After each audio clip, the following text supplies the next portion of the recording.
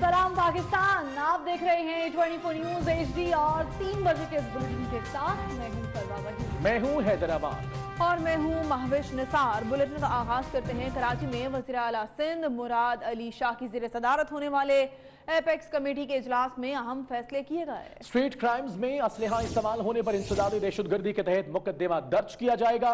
इजलास के बाद मीडिया से गुफ्तगू में मुशीर इत्तलात सिंध मुर्तजा वहाब ने कहा कि बलूचिस्तान से दहशतगर्दों का दाखिला रोकने के लिए इक़दाम किए जाएंगे। इजलास में बॉर्डर सिक्योरिटी फोर्स की तश्कील पर तबादला ख्याल किया गया है। सेफ सिटी का प्रोजेक्ट, और ये भी आपको बताएंगे, रेड जोन से शुरू किया जाएगा ये प्रोजेक्ट, और कामयाबी के बाद सेफ सिटी प्रोजेक्ट सिंध भर में फैलाया जाएगा। अब बॉर्डर सिक्योरिटी फोर्स के ऊपर बात की गई कि बहुत सारे ऐसे वाक़यात होते हैं जहां पर बलूचिस्तान से या पंजाब के एरिया से दहशतगर्द सूबा सिंध में दाखिल हो जाते हैं, तो उसके ऊपर बात की गई और कोशिश ये की गई कि बॉर्डर सिक्योरिटी फोर्स को और स्ट्रेंथन किया जाए। हम वहाँ पर पुलिस स्टेशन बना चुके हैं। कोशिश इस बात की जाएगी कि वहाँ पर जो अमला है उसको और ट्रेन किया जाए और उसको और इक्विप किया जा सके, ताकि बॉर्डर सिक्योरिटी फोर्स को भी हम इफ़ेक्टिवली इस्तेमाल कर सकें, ताकि ये जो टेररिस्ट की दहशतगर्दों की नकलो हरकत है इसको रोका जा सके। जो सेफ सिटी का प्रॉपर प्रोजेक्ट है वो रेड जोन के लिए पायलट के तौर पर स्टार्ट किया जाएगा।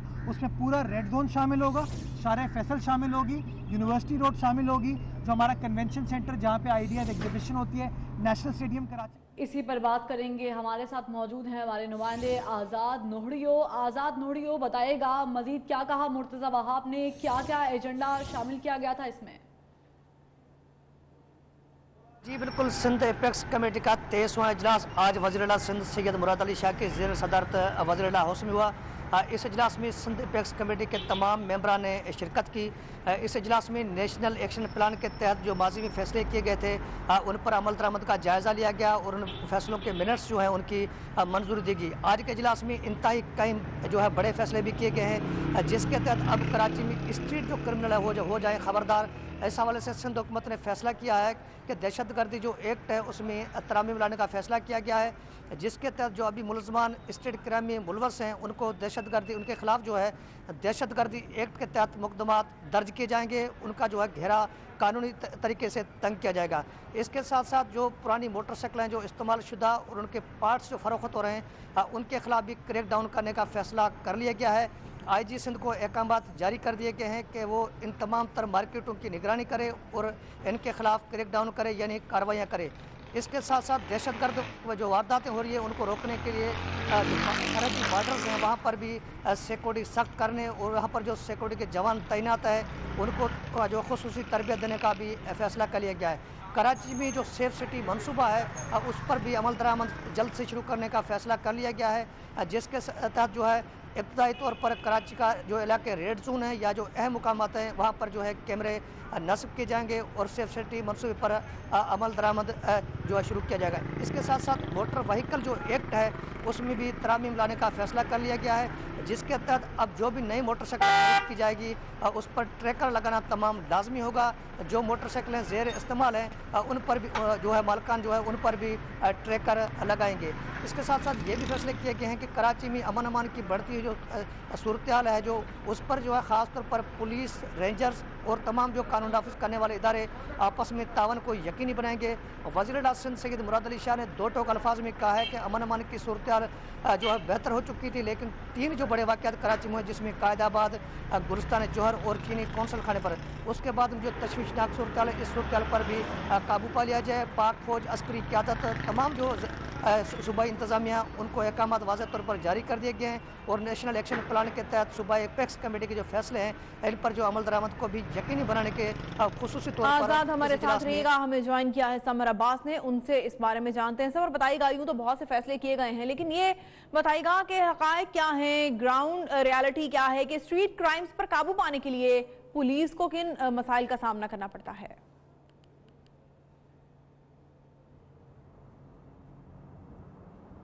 हाँ जी बिल्कुल, देखें अगर स्ट्रीट क्राइम की बात करें तो कानून साजी करके स्ट्रीट क्राइम की वारदातों को रोकने के लिए वो वारदातें जिसमें असला इस्तेमाल होगा उसमें दहशतगर्दी की दफात शामिल की जाएंगी। अगर बात की जाए जो आज अपेक्स कमेटी में अदाद शुमार पेश किए गए हैं, उसमें अगर 10 साल पहले की बात की जाए 2008 में तो 48,000 के लगभग शहर कराची में मोबाइल फ़ोन छीने और चोरी किए जाते थे। अब ये तादाद कम होकर 2018 में 32,000 आ गई जो चोरी और छीने जा रहे हैं मोबाइल फ़ोन। इसी तरह 2008 में अगर 4 व्हीलर गाड़ियों की चोरी और छीने की वारदातें देखी जाए तो 6,000 के लगभग गाड़ियां छीनी और चोरी जाती थी। अब 1200 पे वो तादाद कम होकर आ गई है। लेकिन शहर कराची को फ्री क्राइम जोन बनाने के बाद आज अपेक्स कमेटी में जो फैसले हुए उनमें जो मेन फैसला स्ट्रीट क्राइम का था कि स्ट्रीट क्राइम को किस तरह रोका जाए। दूसरी जानिब जैसा कि पुलिस के पास वसाइल कम है, इस हवाले से भी फैसले किए कि पुलिस इस बार जो है ये फैसले किए गए। गुज़श्ता जो अदवार थे उनमें भी मेरिट पे पुलिस में भर्तियां की गई, लेकिन ताहाल ये भर्तियां भी कम हैं। पुलिस के पास जदीद असला नहीं है। सेफ सिटी प्रोजेक्ट के हवाले से जो कैमराज हैं वो नाकाबिल शनाख्त होते हैं। अगर वो किसी की CCTV फुटेज ले भी लेते हैं तो वो शनाख्त के काबिल नहीं होती। तो इस तरीके से जैसा कि हमारे साथी रिपोर्टर ने बताया कि सेफ सिटी प्रोजेक्ट में जो रेड जोन है इनको भी मखसूस किया जा रहा है। इस तरीके से ट्रैफिक के हवाले से जो पार्किंग प्लाजा है या जहाँ फैक्ट्री मुलाजमीन है उनकी मोटरसाइकिल पार्किंग को भी सिक्योर करने के लिए अहकाम दिए गए कि बाकायदा तौर पे इंतजामिया जो है वो अपने मुलाजमीन की जो है एक तो डाटा जो है वो मुतलका थानों में दे और दूसरा जो है उनकी मोटरसाइकिलों की पार्किंग जो है वो महफूज बनाए ताकि मोटरसाइकिलों की चोरी को भी रोका जा सके। जी ठीक है, समर साथ रहेगा। आज़ाद नोहरियो हमारे साथ मौजूद हैं, उनसे बात करते हैं। आज़ाद, बताएगा जिस तरह से कि मजीद भी इकदाम किए जा रहे हैं ना सिर्फ के कराची शहर के लिए बल्कि बलूचिस्तान से दहशत गर्दों का दाखिला रोकने के लिए भी इकदाम किए जाएंगे, ये भी कहना है मुर्तज़ा वहाब का। तो क्या बताएगा कि कब से इस पर अमल दरामद होगा? जी बिल्कुल, आज के इजलास में ख़ास तौर पर अस्करी क़यादत ने एक मामले पर सख्त तशवीश का इज़हार किया है कि जो ये दहशतगर्दी की जो वारदातें बढ़ रही है इसमें जो ख़ास तौर पर साइबर क्राइम का आंसर है वो भी शामिल है। इसके खिलाफ जो है ख़ास तौर पर FIA और दीगर जो कानून नाफिज करने वाले इदारे सख्त कार्रवाई करें ताकि ऐसे जो साइबर क्राइम है इसको रोका जाए। इसके साथ साथ ख़ास तौर पर चीनी कौंसल खाने पर जो हमला हुआ था उसमें जो दहशतगर्दी हुई थी या दहशतगर्द बलूचिस्तान से आए थे उस हवाले से भी आज के इजलास में ब्रीफिंग दी गई। उस हवाले से इजलास में चीफ सेक्रेटरी सिंध ने यह बताया कि उन्होंने जो है बिन सूबाई सतह पर चीफ सेक्रेटरी बलूचिस्तान से रब्ता किया है। इस हवाले से ख़ास तौर पर बार्डर जो है सिंध पंजाब बार्डर है वहाँ पर भी सिक्योरिटी सख्त करने की ज़रूरत है। ख़ास तौर पर वहाँ पर जो पुलिस स्टेशन कायम है वहाँ पर जो सिक्योरिटी है उसको तरबियत इस तरह दी जाए ताकि वहाँ के जो दहशतगर्द हैं उनकी नकल मकानी जो उनको रोका जाए। इसके साथ साथ बुलाया कहा यह भी गया है कई ऐसे दहशतगर्द हैं जो ब्लैक लिस्ट थे उनको अदालतों से जो है उनको रिहाई मिली है, उनके खिलाफ भी सिंध हुकूमत ने फैसला किया है कि वो इस फैसलों के खिलाफ अदालत में जाएंगे और जो ब्लैक लिस्ट जो दहशतगर्द हैं उनके नाम के लिए जो है अलग फहरस्त तश्कील दी जाएगी ताकि उन पर जो है कड़ी निगरानी यानी नज़र रखी जाए। ये तमाम बड़े फैसले किए गए ख़ास तौर पर ख़तरनाक दहशतगर्दों के हवाले से, साइबर क्राइम के हवाले से और जो दहशतगर्दों की जो बिन सूबाई नकल हरकत जो है उसको रोकने के हवाले से। इस हवाले से जो तमाम फोर्सेज हैं जिसमें अस्करी क़यादत है या सिविल फोर्स है उसने इत्तफाक़ किया कि तमाम मिलकर इन दहशतगर्दी की वारदातों को रोकने में इक़दाम उठाएंगे और ख़ास तौर पर आपस में जो कोऑर्डिनेशन का निज़ाम है उसको भी मज़ीद फाल करने के हवाले से भी इस इजलास में इत्तफाक़ कर लिया गया है। आज के इजलास में वाज़ह तौर पर ये फैसले किए गए जिस पर बहाली के हवाले से थे, लेकिन अमन अमान की जो मजमूई सूरत हाल थी उस पर जो एतमाद का इजहार तो कर लिया गया है, लेकिन जो बाकी फैसले रहते हैं उन पर जो है अमल दरामद को यकीनी बनाने के हवाले से इत्तफाक़ कर लिया गया और मुतल्लिक़ के जो तमाम हुकाम थे जो इदारे थे उनको अहकाम जारी कर दिए गए हैं, इन पर जो ठोस इक़दाम उठाए जाएँ ताकि ऐसी दहशतगर्दी की वारदातों को जो है वो रोका जा सके। जी शुक्रिया आज़ाद नोहरियो और समर अब्बास आगाह कर रहे थे। इस्लामाबाद में वज़ीर-ए-आज़म इमरान खान की ज़ेर सदारत वफाकी काबीना का इजलास जारी है। वज़ारतों की कारकर्दगी मज़ीद बेहतर बनाने के इक़दामात पर गौर किया जा रहा है। वज़ीर-ए-आज़म ने हर वज़ारत से 5 साल की मनसूबाबंदी का जामे प्लान मांग लिया है। वज़ीर-ए-आज़म ने 3 माह बाद वज़ारतों की कारकर्दगी का जायज़ा लेने का फैसला कर लिया है। जायज़े का मकसद गलतियों की दुरुस्तगी और कारकर्दगी में बेहतरी लाना है। अहम खबर से आपको आगाह करे हैं, आपको बताएं कि इस्लामाबाद में वज़ीर-ए-आज़म इमरान खान की ज़ेर सदारत वफाकी काबीना का इजलास जारी है।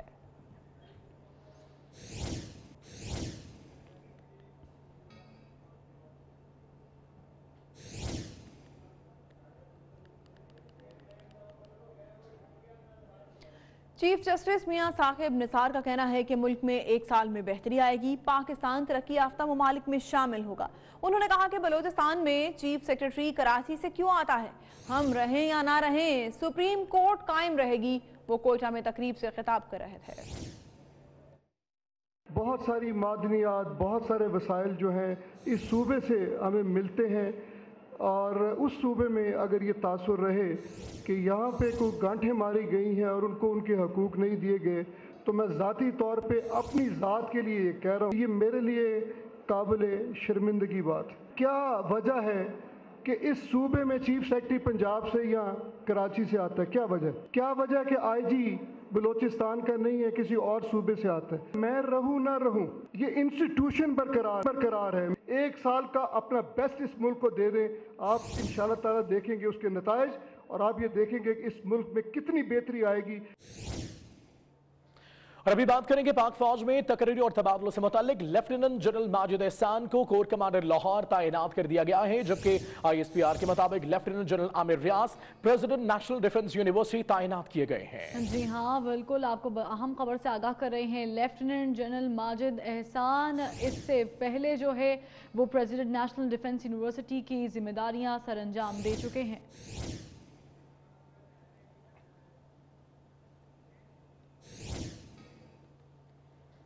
और खबर दें आपको कि इस्लामाबाद के डी चौक में असातिज़ा का धरना 8वें दिन में दाखिल हो गया है। इस वक्त भी जारी है। शदीद सर्दी और बारिश में खवातीन असातिज़ा भी अपने मुतालिबात की मंजूरी के लिए धरना दे रही हैं।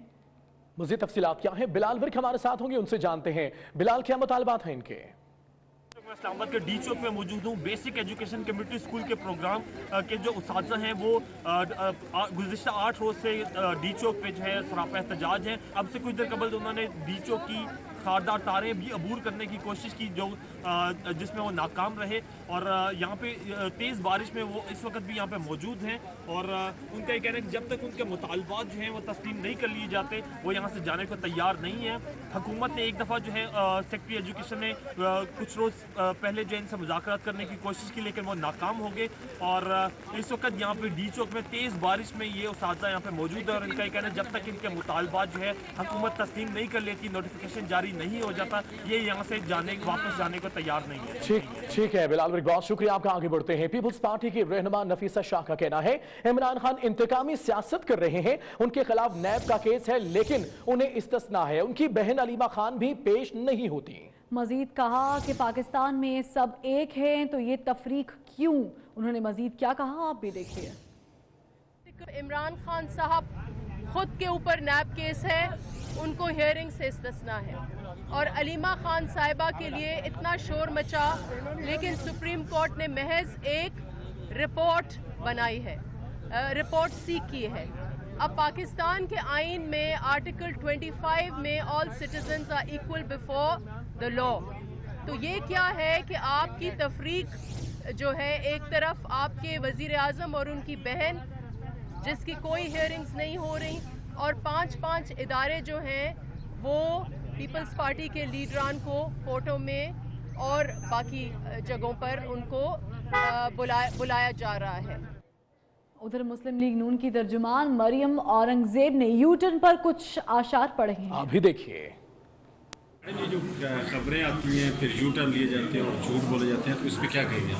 देखिए, सबसे पहले तो मकसद अगर झूठ हो और पहले ये कहा जाए कि डॉलर की प्राइस टीवी से पता चली, फिर वज़ीर ख़जाना कहें कि नहीं मैंने वज़ीर आज़म को पहले बता दिया था, तो जो असल में बात है कि झूठ की आदत है।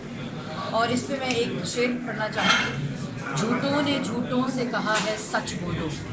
इस हुकूमत का जो हाल है उस पर झूठों ने झूठों से कहा है सच बोलो। सरकारी ऐलान हुआ है सच बोलो। घर के अंदर झूठों की एक मंडी है, दरवाजे पे लिखा है सच बोलो। ये कारकर्दगी है और ये असल हकीकत है। लाहौर समेत मुल्क के मुख्तलिफ इलाकों में मौसम सरमा की पहली बारिश से सर्दी की शिद्दत में इजाफा हो गया है। रावलपिंडी, इस्लामाबाद, जेहलम, साहिवाल, गुजरावाला, मुजफ्फराबाद और दीगर इलाकों में बादल बरसे। मरी, चित्राल, वादी नीलम और कालाम में भी बर्फबारी हो रही है। लाहौर समेत मुल्क के मुख्तलिफ इलाकों में हुई मौसम सरमा की पहली बारिश। रावलपिंडी, इस्लामाबाद, जेहलुम, साहिवाल, गुजरांवाला, फैसलाबाद, वजीराबाद, सरगोदा, चित्राल, मुजफ्फराबाद, सवाबी और दीगर इलाकों में बारिश के बायस सर्दी की शिद्दत में इजाफा हो गया। बारिश के बायस खुश्की खत्म और खुनकी बढ़ गई।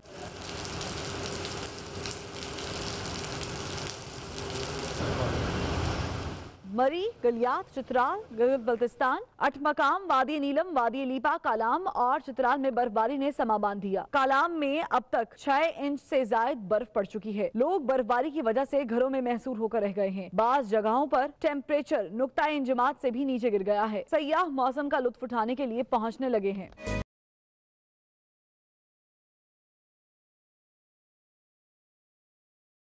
शाहराहों पर अक्सर मकामात पर बारिश और बूंदाबांदी से फिसलन हो गई, जिससे गाड़ी चलाने वालों को शदीद मुश्किलात का सामना करना पड़ा। ताहम मोटरवे पुलिस की जानिब से ड्राइवर्स को गाड़ियों के वाइपर इस्तेमाल करने और स्पीड कम रखने की हिदायत की गई। एबटाबाद के सयाहती मकामात गलियात और ठंडियानी में शदीद बर्फबारी के बायस सर्दी की शिद्दत में इजाफा हो गया है। मरी रोड समेत तमाम राब्ता सड़कें बंद हो गई हैं। सयाहों और मकामी अफराद को मुश्किलात का सामना है। इसी पर बात करेंगे जुबैर अवान से। जुबैर, बताइएगा।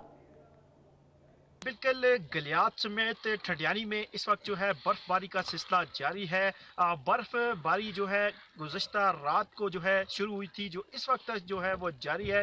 बर्फबारी की वजह से मेन जो गलियात है, जो मरी रोड है, उसकी राब्ता सड़कें समेत इस वक्त मरी रोड जो है वो ब्लॉक हो चुकी है, क्योंकि यहाँ पर इस वक्त 6 से 7 इंच तक जो है वो बर्फ पड़ चुकी है।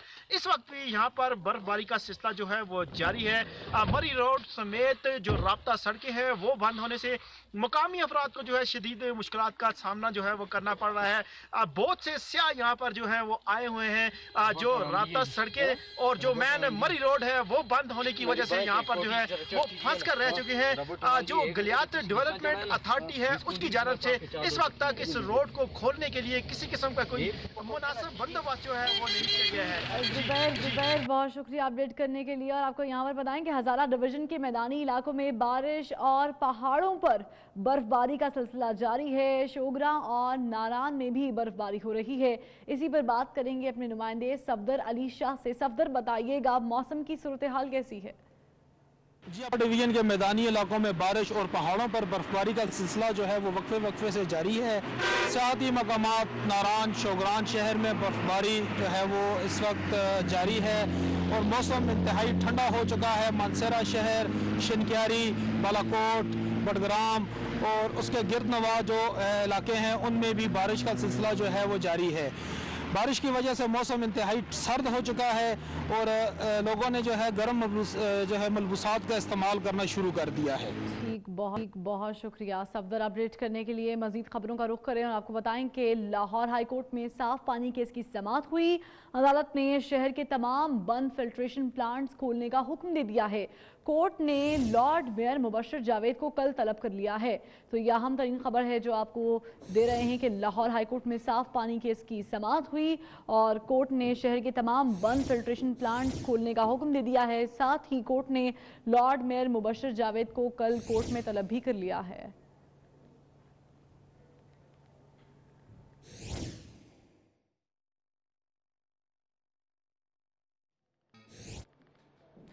साबिक वज़ीर आला पंजाब शहबाज शरीफ, उनके साहबजादों सलमान शहबाज, हमजा शहबाज के असासों के केस में नैब ने LDA 7A न्यू मुस्लिम टाउन का रिकॉर्ड मांग लिया है। नैब ने पहले भी LDA से रिकॉर्ड तलब किया था और एक दफा फिर ये रिकॉर्ड मांगा गया है। साबिक वज़ीर आला पंजाब शहबाज शरीफ, उनके साहबजादों सलमान शहबाज, हमजा शहबाज के असासों के केस में नैब ने LDA से 7A न्यू मुस्लिम टाउन का रिकॉर्ड मांग लिया है। नैब ने पहले भी LDA से रिकॉर्ड तलब किया है।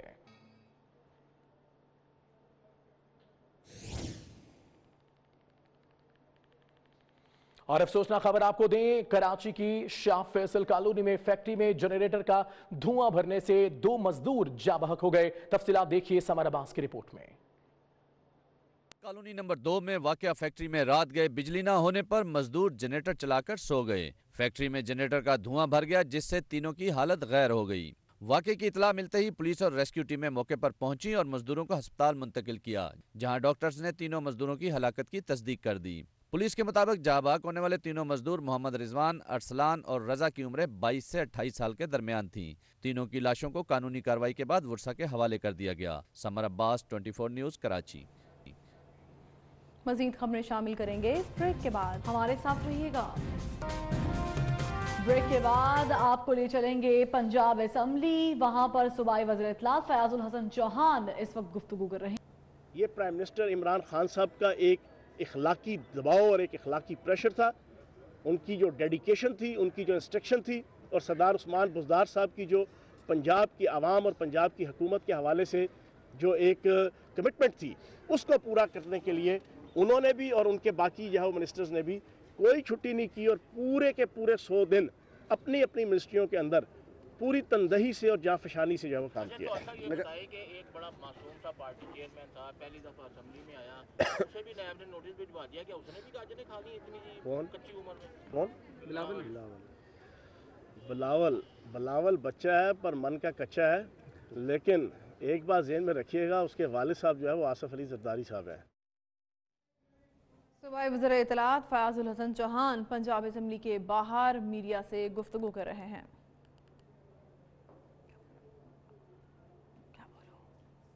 सूबाई वज़ीर इत्तलात फयाजुल हसन चौहान मीडिया से गुफ्तगू कर रहे हैं पंजाब असेंबली के बाहर।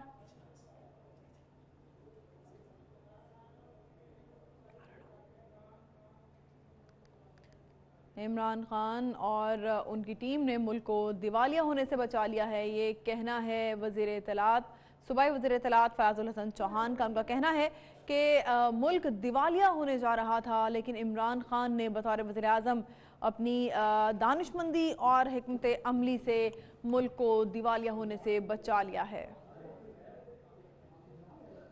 वज़ीर आज़म और उनकी टीम मेहनत से काम कर रही है। सूबाई वज़ीर इत्तलात फयाजुल हसन चौहान इस वक्त मीडिया से गुफ्तगू कर रहे हैं पंजाब असेंबली के बाहर। उनको मुख्तलिफ नाम देते थे, आपके हुकूमत में कौन सा ऐसा डॉलर का खेपिया है कि मुसलसल डॉलर बढ़ता ही जा रहा है? अच्छा, एक चीज़ और आपने ज़हन में रखना, अच्छा सवाल पूछ लिया। नवाज शरीफ साहब ने ना बड़े दिनों बाद ज़ुबान खोली, आज से 2 दिन पहले, तो बड़ी भड़क मारी कि जनाब मेरे दौर के अंदर मेरी मर्ज़ी के बगैर डॉलर हिलता नहीं था। इसी तरह है ना जी, आप सारों ने सुना।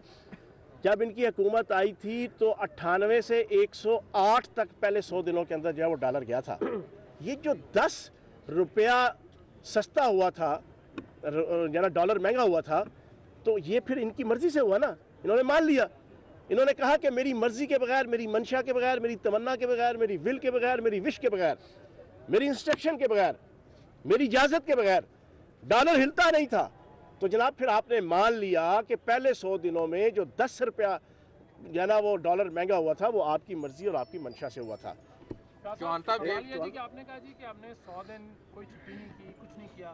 पंजाब असेंबली में वही मसला है कोरम का, और अवामी नुमाइंदों को आपके 35 वज़रा हैं, 10 उनके साथ और लोग हैं, 45 की आपकी वो फौज है वज़रा की, वो यहाँ कहाँ है? वो कोरम क्यों नहीं पूरा करते? अच्छा, आपकी बात ठीक है, कोरम का इशू है, लेकिन इस कोरम के इशू में अकेला जो है वो ट्रेजरी बेंचेस ही है ना, उसकी जिम्मेदारी नहीं होती। मैं तो पिछले 7 दिन से आप लोग गवाह हैं, यहाँ पे आता हूँ, आके हाथ जोड़ के कहता हूँ आ जा तेन अखियाँ ढीक दियाँ हमजा शहबाज साहब को कि भाईजान आप अपोजिशन लीडर हैं, आपका काम सिर्फ लुटमार करना नहीं है, आपका काम सिर्फ जो है वो हराम का कमाया हुआ पैसा उसको लेजिटिमाइज़ करने के लिए सारा दिन जो है ना वो सोचना और सोचो विचार करना नहीं है। आपका काम जो है वो असम्बली के अंदर गुंडागर्दी से लेके साहब अदालत के बाहर गुंडागर्दी का बाजार गर्म करना नहीं है।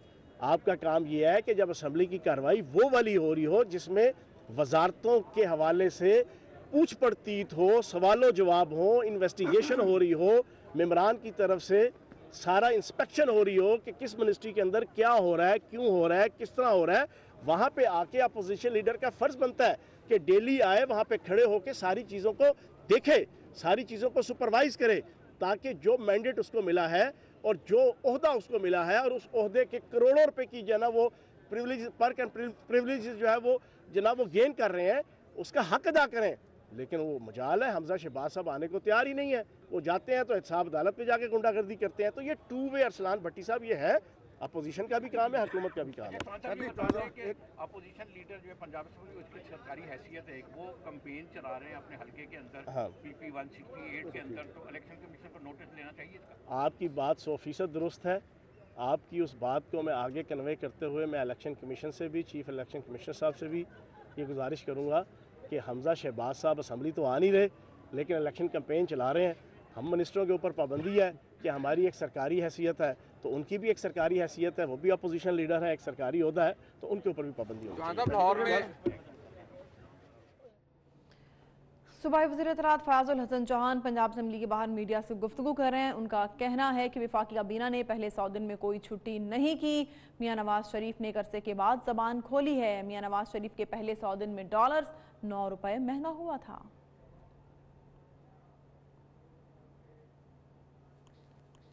आगे बढ़ते हैं, आपको बताएं कि तौंसा शरीफ में वाहुआ के करीब हेड सूबा पर मुसाफिर कोच नहर में गिरने से हलाकतों की तादाद 8 हो गई है। हादसे में मुतादिद अफराद जख्मी भी हुए हैं। इंतहाई अफसोसनाक वाक़या पेश आया है तौंसा शरीफ में, जहां पर हेड सूबे पर मुसाफिर कोच नहर में गिरने से हलाकतों की तादाद 8 हो गई है। इस बारे में जानते हैं जीशान सफदर से। जीशान, आगाह कीजिएगा, क्या सूरत हाल है इस वक्त?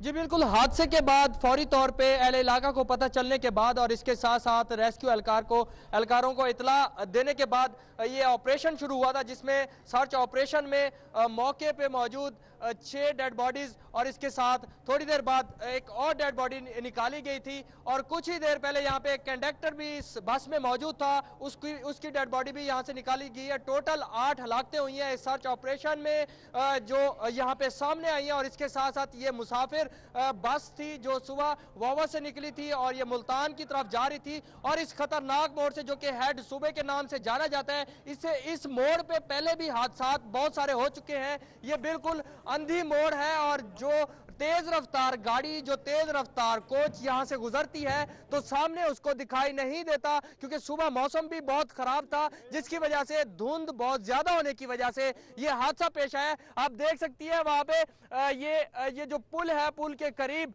जो हर्डल्स बनाई गई है, जो बैरियर्स बनाए गए हैं, इस बैरियर्स को तोड़कर ये मुसाफिर बस इस नहर में जाकर गिरी है, जिसकी वजह से 8 हलाकतें सामने आई हैं। और इसके साथ साथ अभी तक भी यहाँ पे बस मौजूद है, यहाँ पे रेस्क्यू की जानिब से और इसके साथ साथ क्रेन की जानिब से, क्रेन की मदद से यहाँ पे ये जो बस है इसको निकालने की कोशिश की जा रही है।